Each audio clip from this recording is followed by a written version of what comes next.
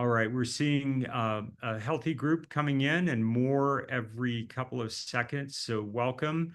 Welcome. My name is Joe Swimmer. I'm the Executive Director of Episcopal Parish Network, and thank you for joining us for this important conversation about the situation in the Sudans, the work of the church there, and the American Friends of the Episcopal Church in the Sudans.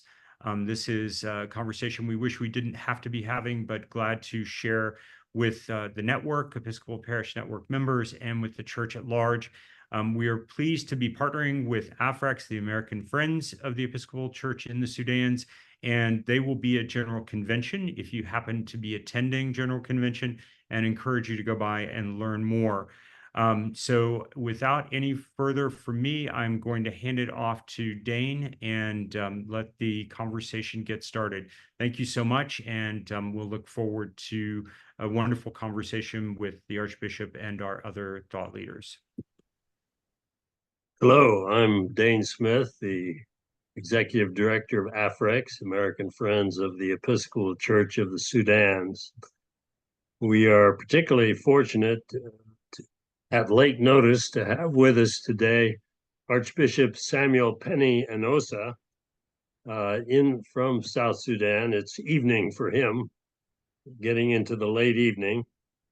He is Episcopal Archbishop of the internal province of Western Equatoria based in Yambio, South Sudan. And he's also chair of the Episcopal Mediation Advisory Team, reformulated last year by Primate Justin Badiarama from the Justice, Peace, and Reconciliation Commission. So we're delighted to have him. I also want to introduce Dr. Jacqueline Wilson, policy analyst in the Office of Sudan, South Sudan, in the State Department. Jackie worked for many years with the U.S. Institute of Peace in Washington, where, among other things, she did a very insightful religious census of South Sudan, and she's a former member of the AFREX board. Brian De Silva worked many years with USAID in the Sudan. I first met him in the mid-1980s. He's retired, but you wouldn't know it because he continues to be very active in the Sudans. Most recently, he was an advisor to the Minister of Finance in Juba, and then advisor to the Prime Minister's office in Khartoum, 2019 to 21. In my opinion, he's one of the most knowledgeable Americans about both Sudans. Anita Sanborn was recently elected president of AFREX. She was for many years president of the Colorado Episcopal Foundation, a longtime AFREX board member. She visited and traveled to Darfur during the earlier genocide period and made subsequent trips to South Sudan and Sudan, and has worked extensively with the Sudanese diaspora in Denver. And as I said, I am Dane Smith. I was deputy chief of the U.S. mission in Khartoum in the mid-1980s. Then I served as U.S. ambassador in Guinea and Senegal. And in 2011, 2012, was senior advisor to the U.S. government in Darfur. So I thought we would start this afternoon with Brian De Silva to lay out what we see as the struggles of both Sudans as a context for the conversation presentations from the rest of us. So please, Brian. Thank you, Dane. I remember well when Dane was the Deputy Chief of Mission in Khartoum.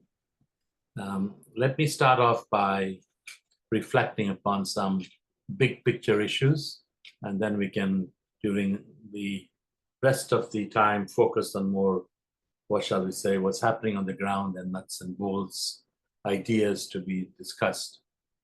About 18 months ago, I had a conversation with a senior US government official and who asked me to reflect upon a very difficult question.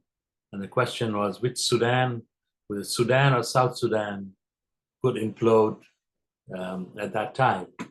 And this was 18 months ago.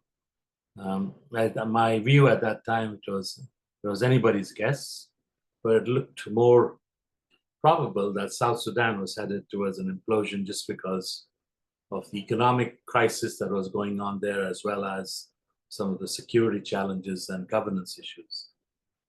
Then in March, I had a meeting with the former Prime Minister of Sudan, Hamdok, at his place in Abu Dhabi, and we were reflecting upon what would it take to bring the Hemedtis and the Burhans together to lay the foundation for a return to civilian rule. At that time, Hamdok told me that he did not think that either one of them was going to back down, and while he did not talk about the potential of an explosion of conflict, he came quite close to implying that that was what would happen. We never thought in January or in March that both countries would descend very quickly into a level of fighting and confusion and total collapse, you might say, which took place first in Sudan and not yet in South Sudan. South Sudan, which has been heavily dependent on revenues from oil, the damage to the oil pipeline as a result of the fighting in Sudan has dramatically reduced how much money they're getting, and this has put increased pressure on the government because the civil servants and government have not had any salaries since October. The impacts of these two conflicts have been major on populations in both countries. So just some big picture numbers. What has happened is really a breakdown of governance, as I said earlier. The delivery of services in both countries is next to nil. The UN estimates that there are over 2.2 million IDPs in South Sudan. That's internal displaced people. And over 2 million South Sudanese are refugees in neighboring countries. In 2024, 9 million of an estimated 12.4 million South Sudanese are in need of humanitarian assistance. And that has great consequences for the US because we are the largest provider of humanitarian assistance in both Sudan and South Sudan. In Sudan, the situation is not any better. As a result of the fighting which started on April 15th of last year, in slightly over a year, there are over 7 million Sudanese that are internally displaced and over 2 million are refugees. That means over 14 out of the 25 million in Sudan need humanitarian assistance in 2024. And this is from a part of the world which only a few years ago was viewed as having the potential to feed not only themselves, but the region. The magnitude of people in need that I have seen over the last 12 to 24 months has never been anything like what I've seen over the last 40 years of working in Sudan and South Sudan. Even during the worst times of the 1984-85 food emergency in Sudan, and the years of the war between 83 and 2005 between the SPLA and the government of Sudan, the numbers of people in need and the magnitude of assistance required never approached these levels at an aggregate. Conflict and the lack of progress in negotiations will only make the situation worse. Let us look at Sudan right now. Considerable attention is focused on the siege of the town of El Fasher in Darfur, where over 1 million people are caught in the city with combatants on all sides. There is currently a discussion taking place on a cessation of hostilities between the parties, and the US is leading on this. But how long will this take to become a reality is anybody's guess. At the same time, the rains have started, and the ability of farmers to plant will have a major impact on the country's and state-level food availability. Due to the size and diversity of Sudan's agriculture, it is possible to increase production in places like Eastern Sudan, while conflict and access prevent food from getting to the Darfurs, Kordofan, and more importantly, Greater Khartoum. There are over 2 million people who are now living still in the Greater Khartoum area who are in desperate need of assistance, from food to medicines and any basic life-saving mechanisms. Some observers are calling for an Operation Lifeline Sudan mechanism to be implemented in Sudan so that locally produced food in Eastern Sudan can reach areas of need in Western Sudan.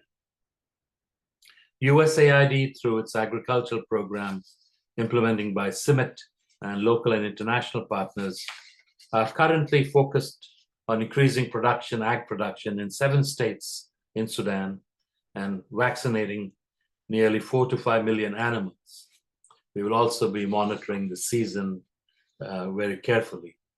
I'm mentioning that because we want to also emphasize that while there are huge needs, there are programs which are in place which are trying to not necessarily mitigate, but to increase locally produced food and care of animals so that it doesn't turn into a real desperate situation, much worse than what we have now. South Sudan suffers from an ongoing internal conflict, both at the regional level and the failure of governance at all levels, from the national level to the subnational level. The collapse of oil revenues has forced the country to look at alternative avenues to fund the government.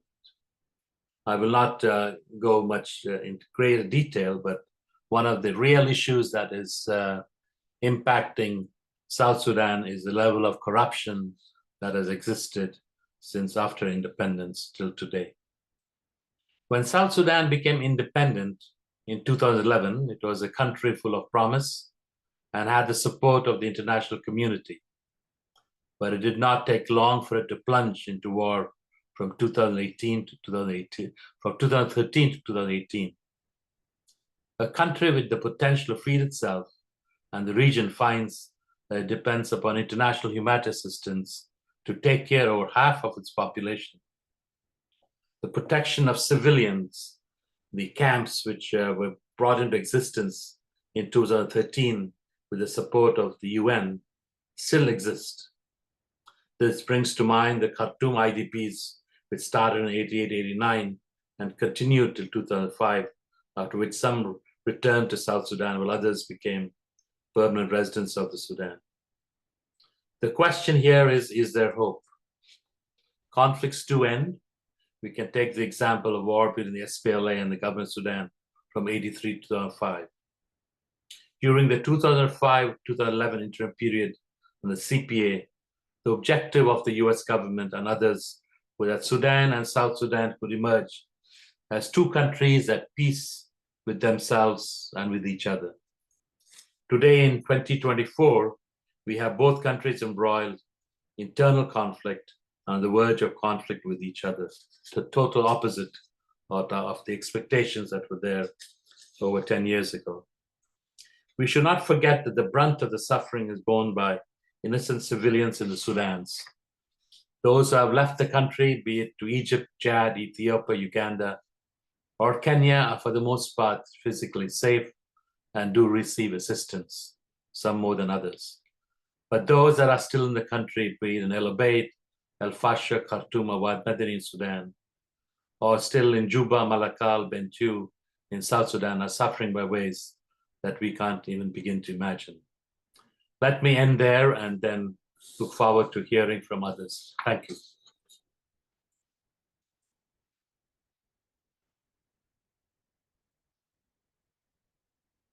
Dane, it's you. You're on mute, Dane.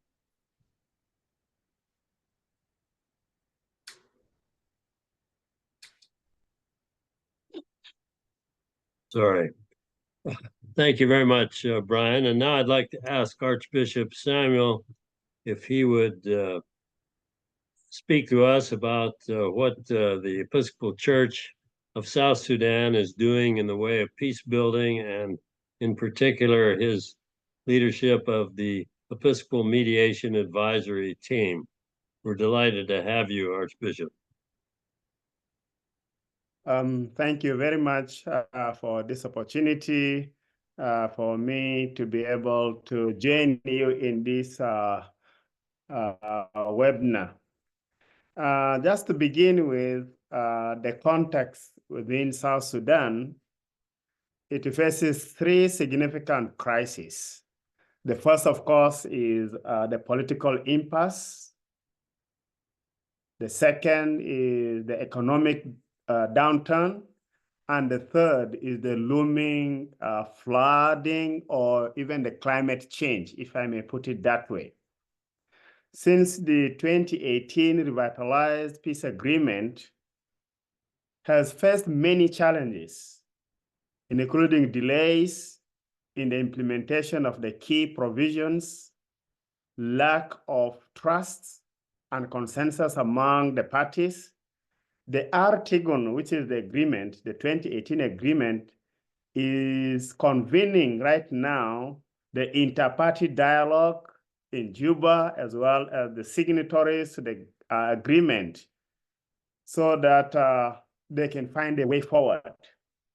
Currently, the revitalized transitional government of national unity and the non-signatories, the 2018 agreement, for peace negotiations in Kenya.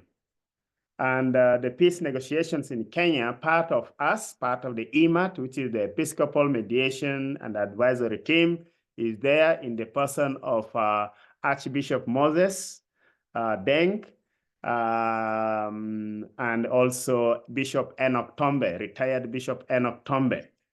And this peace, which is in Kenya, is led by Kenya, is building on what the St. Egidio already did. So they are following on that. But still, there are non-signatories who have not yet gone there, like the NAS, led by General Thomas Cirillo. He has not yet joined the peace talks there. The roadmap to the 2018 agreement is elapsing in about 6 months, because the roadmap is ending with the election, which is supposed to be in December of 2024. But yet, we think that the government of South Sudan is likely to come out of the peace talks in Kenya, to say this is the basis why they want to extend, they may extend the government or they may extend the election to another time, still extending the grip of power. This underscores the government's commitment to this process. Given the current situation, which is characterized by the political uncertainty, the economic crisis, which the previous speaker have spoken about, South Sudan may go down into more challenges, especially the life of the people is endangered by the natural disaster. There's risk of rolling back into full-scale, conflict. We don't know, as we anticipate the election. On the economic crisis, the Sudan is the crisis in Sudan, as we have heard from the previous speaker, also have great impact in South Sudan because of the oil, which we have already said. This is going to make life difficult. Of course, the climate change, which I have talked about. Coming to your question, there are three things that I want to share with us why the church is a better place to promote peace and reconciliation in South Sudan. The first of those is that throughout the history of South Sudan and Sudan, even before we separated, it has been the church which have led most of the negotiations. It has been the church and the faith-based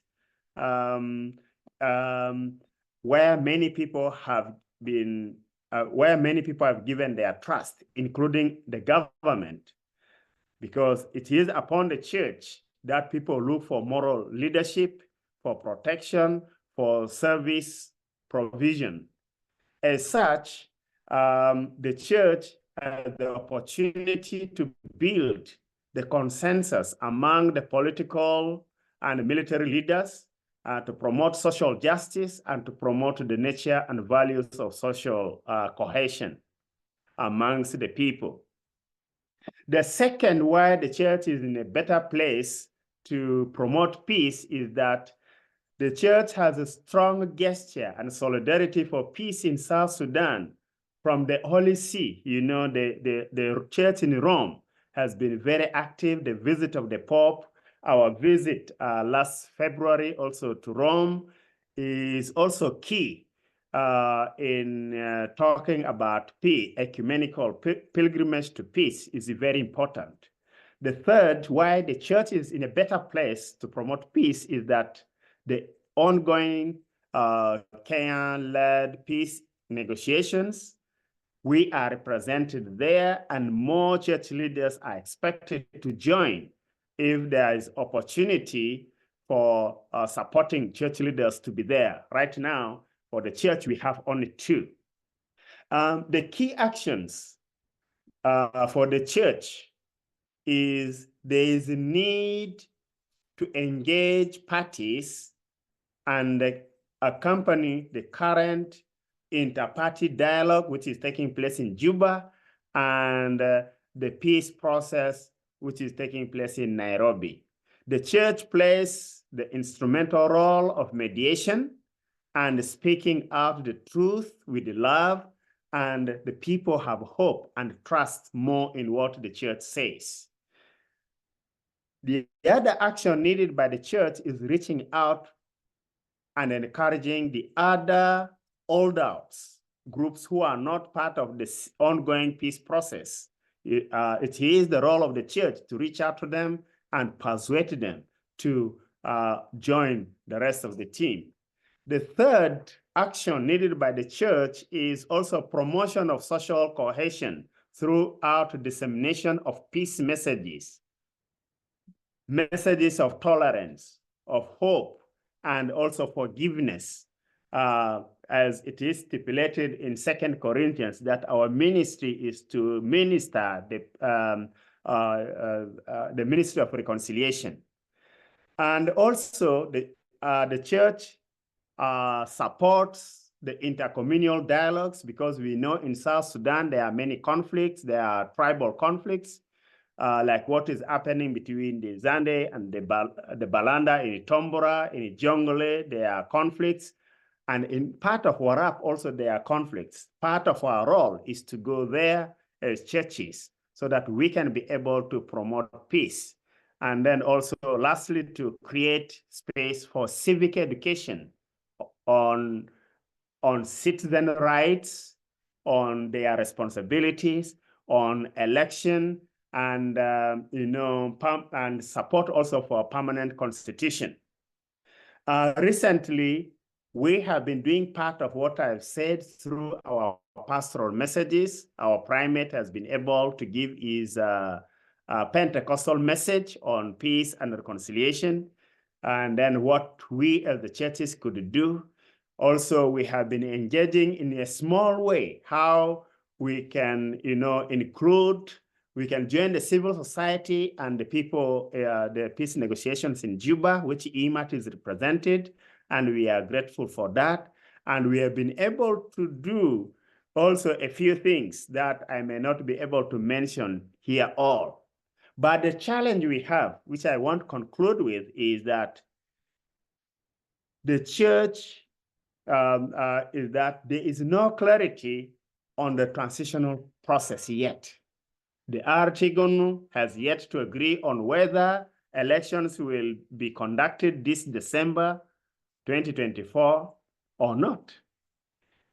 In this regard, it is difficult for the church and the other stakeholders, including the civil society and others, to plan for their vital support to the transitional process. However, the church will continue, as we have already started, accompanying the political process by doing civic education, voter education, as well as support wherever we can in the economic situation. And then another challenge we have is that because of the dire situation, economic situation in South Sudan, which may result, into artificial and natural disasters characterized by the high cost of living now in South Sudan, there may be an increase in human suffering, which may lead people and their aspirations away from the peaceful transition. Therefore, this requires an urgent and multifaceted, robust and collective approach from the government, from the humanitarian agencies, from faith leaders, from civil society, and from all our partners. Still, the opportunity that we have is we have hope in the Kenyan Kenyan-led peace negotiations in Nairobi, and we have hope as the church is still being trusted by the people to do more. Thank you very much. Thank you very much, Archbishop, for your eloquent presentation on the role of the church as rallying other groups, civil society included, to the peace process. I'm going to make a few remarks and before I ask Jackie to speak about the U.S. government's role. I've been visiting the Sudans every 2 years since 2018, and my last visit was just this past April. For obvious reasons, I couldn't go to Sudan this year, and there was such a heap of bad news coming out of South Sudan, the lack of progress toward elections, dysfunctional government, absence of rule of law, much inter-community violence, in some cases orchestrated by political leadership. And yet in this negative context, I've been struck over the years by how the Episcopal Church of South Sudan is functioning remarkably effectively. It's present throughout South Sudan in 61 dioceses, and it's heavily focused on education. In a country with a very low literacy rate, it now operates 39 schools. I've been particularly excited about the work of the Mothers Union, Episcopal Women. In partnership with 5 Talents, a faith-based NGO based in Northern Virginia, the Mothers Union has been doing a wonderful job promoting literacy and livelihoods, particularly among women in South Sudan. Literacy groups of 15 or 20 are formed, both women and men, but 80% probably women. These groups meet twice a week for a year. The participants learn to read and do arithmetic and get basic training in microfinance. And after a year, they become full-fledged savings groups. Each person contributes a small amount of savings. They set up a savings box, designate 2 or more to have the key, and they establish their own rules of access. Then they decide to make small loans to members of the group to start small businesses, a tea shop, a sewing shop for basic clothes, a motorcycle taxi, a commercialized sorghum crop. And from these small businesses, women are able to feed their families and pay for their children's schooling. And they become as respected members of the community and begin to exercise leadership in the community. And in this context, AFREX has also been providing funds for trauma healing.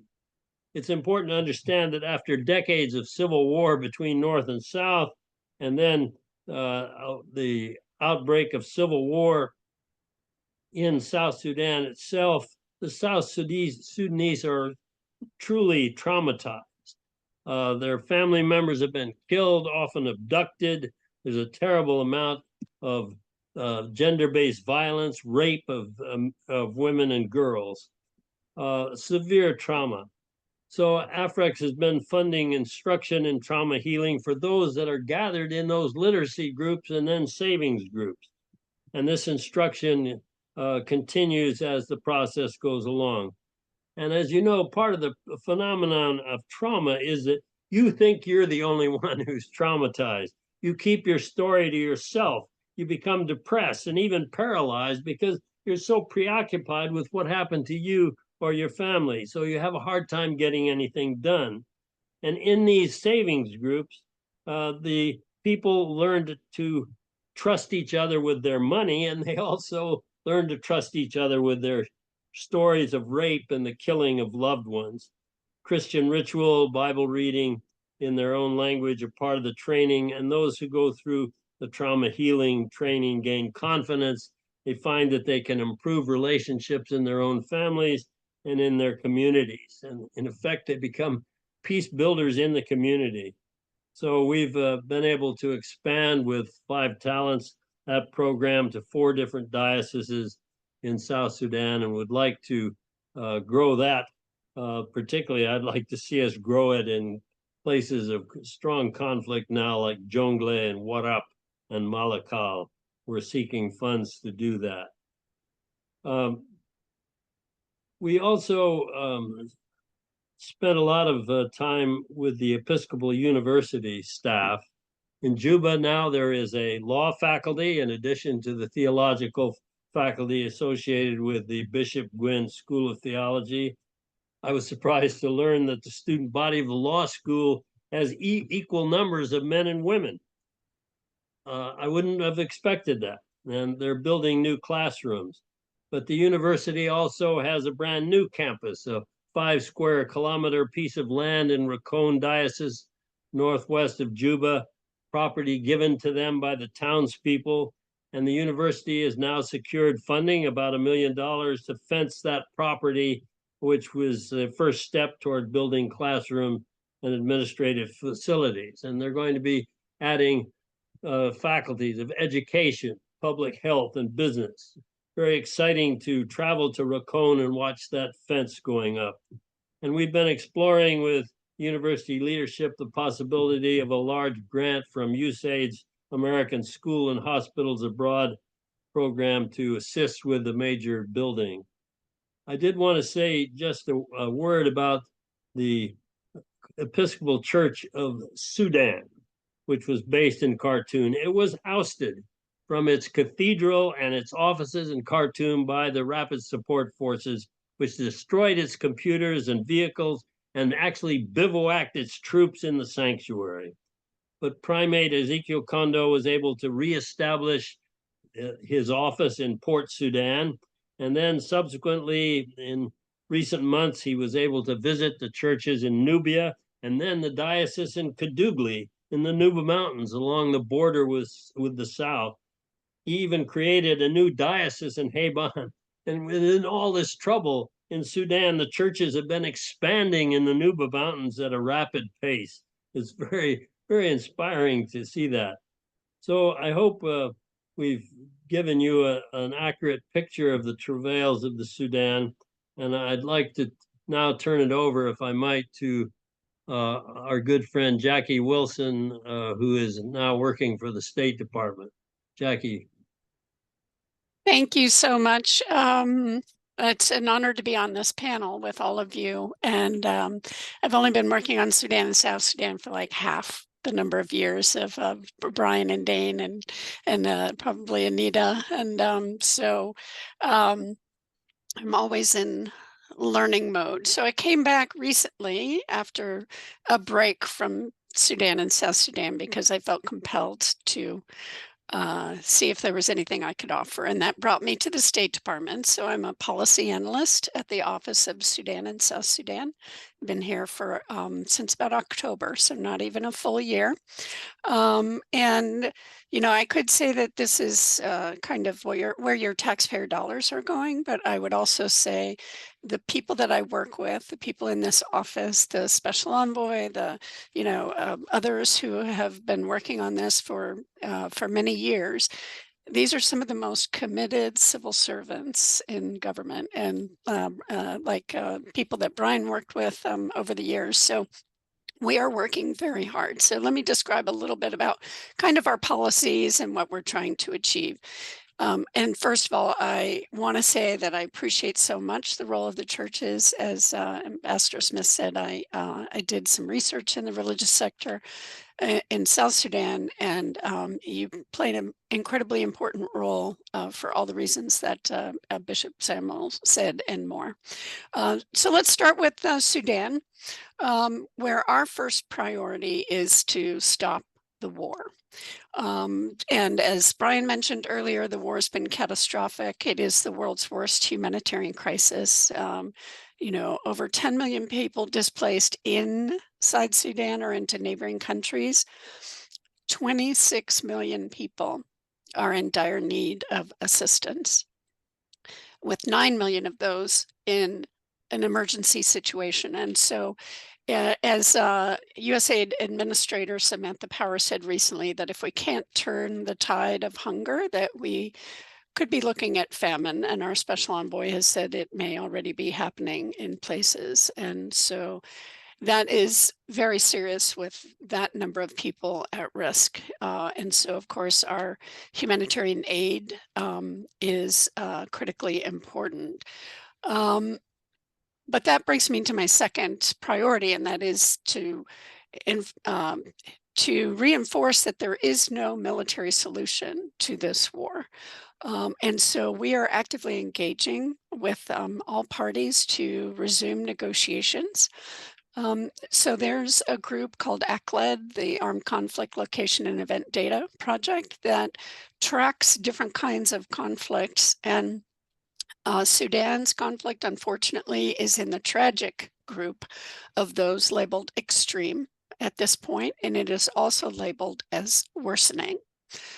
So that makes our job that much more urgent.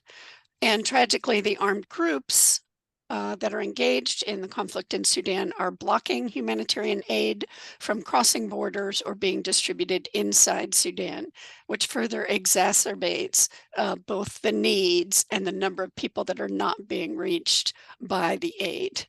So, of course, we're working every day towards sustainable peace for Sudan. We have a special envoy, Tom Perriello, who has been conducting intense diplomacy across the region. And he has tirelessly connected with regional actors, Sudanese civil society in Sudan and the region, victims of conflict and conflict-related sexual violence, and many other stakeholders, specifically on the urgency of ending the war and allowing the humanitarian aid to get where it needs to be. So Special Envoy Perriello is doing town halls. He's working, and we are working to hold perpetrators of human rights abuses and other actions accountable. And the Special Envoy has visited refugee camps in Chad, where he listened to heart-wrenching experiences that nobody should have to hear. So we are also building support at the UN. We had a recent UN Security Council statement about al-Fashir and trying to prevent that violence from escalating. That was issued last week. And the bottom line is we're using every tool in our toolbox to persuade movement toward peace and life-saving aid, and to hold anti-democratic actors accountable for their actions. So turning to South Sudan, yes, the people of South Sudan, I think, deeply appreciated the ecumenical visit in 2023. When I was there in February, they talked about it, and you can go down the paved road that they paved in Juba for that visit. It was a very special time, so they are very appreciative. So our priority in South Sudan is peace as well, which the United States believes can be best secured through genuine and peaceful elections. So if you look back to South Sudan's independence in 2011, they've had an interim constitution, a transitional constitution, and a series of peace agreements that have largely remained unimplemented, including the current RRCIS, which has been extended several times since 2018. So as Bishop Penny said, according to the latest extension, elections should be held this December. But recently, the United Nations assessed that due to the lack of political will by South Sudan's leaders, the conditions do not currently exist for elections to be genuine and peaceful in December. So the bottom line is South Sudan needs to take urgent action to create the conditions necessary for genuine and peaceful elections that will give the South Sudanese people a voice in choosing their leaders for the first time. So there has been some progress. So the electoral management bodies, some have been formed, but not fully funded. Foundational processes such as the Constitution that was mentioned, population census, demarcation of boundaries for election constituencies. There are many activities that need to happen for full-fledged elections. And so I think the question is, which of those are the top priorities and which have to happen before elections can occur? And importantly, these are not questions for the United States to answer. These are questions for the South Sudanese to answer. And as mentioned, of course, Kenya has accepted the invitation to initiate talks between the transitional government and the holdout armed groups that did not sign the 2018 agreement. So it's too early to know what the impact of those talks would be, but President Kiir is reported to have said the South Sudanese government will negotiate in good faith and with an open mind. So that's positive. And then coming back to the economic situation, as mentioned already, the oil flows have been significantly reduced, and oil was such a huge percentage of South Sudan's revenue that this damage to the pipeline is creating economic impact that is having very dire repercussions. That and printing of money has caused the inflation rate to increase. And so when I was there in February, the South Sudanese pound was 1,500 to $1. And most recently it had gone up to about 3,250. So an increase of 22.5% inflation rate in February alone.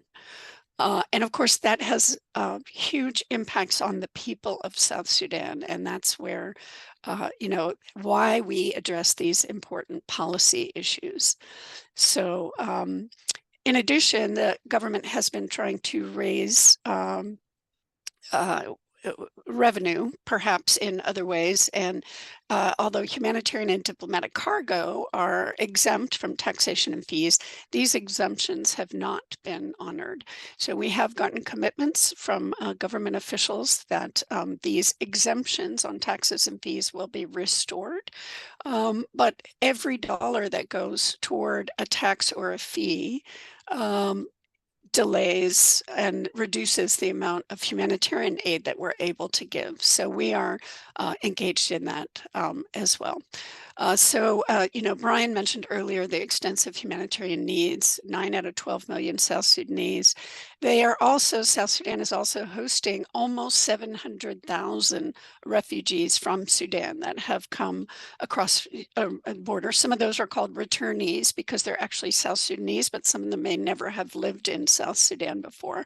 The risk of torrential flooding, which has happened numerous years in the past, and Bishop Penny mentioned climate change, it could be will be exacerbated by a release of water from Lake Victoria because of too much rains there. So there are many urgent issues facing South Sudan as well. So to close with a bit of good news and following on Ambassador Smith's comments about the great work that AFREX is doing in South Sudan, let me reassure you that the Department of State, Office of Sudan and South Sudan, our special envoy, our embassy colleagues, our USAID and other partners, the National Security Council, congressional committees are all engaged in addressing these challenges. And we are working collaboratively across the interagency. And yet, we know that it's the leaders of these countries, elected or otherwise, who bear the responsibility to act. We can support them, but it is their responsibility. So we deeply appreciate your interest, and I look forward to hearing your questions or concerns or comments. So I'll stop there. Thank you so much, Jackie. This whole panel has been just the best overview that any citizen here in the United States could hope to have to understand what is going on in the conflict. And we at AFREX, I think we know that our ability to stand in friendship with the peoples of the Sudans is more critical than ever. AFREX is a network. We are an organization of individuals. Some of us have been involved for well over 20 years. We need others to join us. We are a network of churches who have also developed ongoing relationships with the church in South Sudan and Sudan. We cross denominational lines. We welcome the engagement of many other partners. We're involved, of course, with 5 Talents, and the list of dioceses and churches throughout the U.S. is a long one, but we need to expand our network. And we invite all of you who are interested in what you've heard today to stop by our booth in Louisville at the General Convention to keep up with the information that we disseminate through our e-blast. I want to say that the word that is so important in our name, American Friends of the Episcopal Church of the Sudans, is friend. We are not trying to provide solutions. We are trying to stand with our brothers and sisters. We are trying to be the body of Christ. And I would say to all of those of you on the call, many of you have also been involved. I see Jackie Krause, I see many other names. These friendships have lasted over 20 years throughout the conflict, throughout the disappointments following independence. We've known Archbishop Samuel for those many years. He was a young man when he first came to the U.S. and started attending our meetings. So now is not the time for us to lose hope. Now is the time for us to continue our efforts. We're so encouraged by the message you brought, Jackie, that our government is engaged with this zone of conflict, because it seems that it has fallen off the frontline headlines of the national news. At this point, we are starting new efforts in peace building and trauma healing, continuing those that we have been engaged with, but also looking at the new Episcopal University of South Sudan as a place of hope and healing and education. So at this point in our conversation, it's not possible for us to respond in real time to hear the voices of those who are listening, but we can see a few questions. I can only say that the recording of this conversation will be provided to everyone who registered, and it will be posted to the website that Joe Schwimmer has shared. Are there any closing comments from any of our panelists?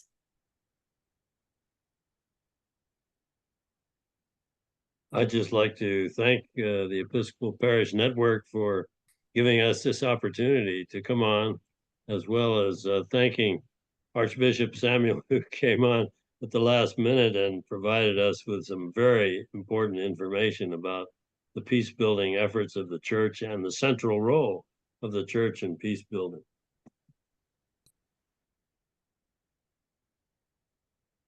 Everyone knows how to reach us at AFREX. Our website is www.afrex.org.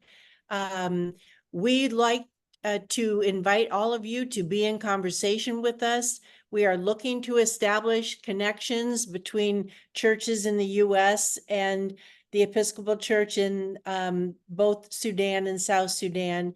And we want to support Archbishop Samuel Penny in his work, and we'll look forward to information from him in the coming days and weeks. Bless you all. Thank you. I think the conversation will Thank you continue so much. offline. Okay, thank you so much. Thank you. Thank you very much.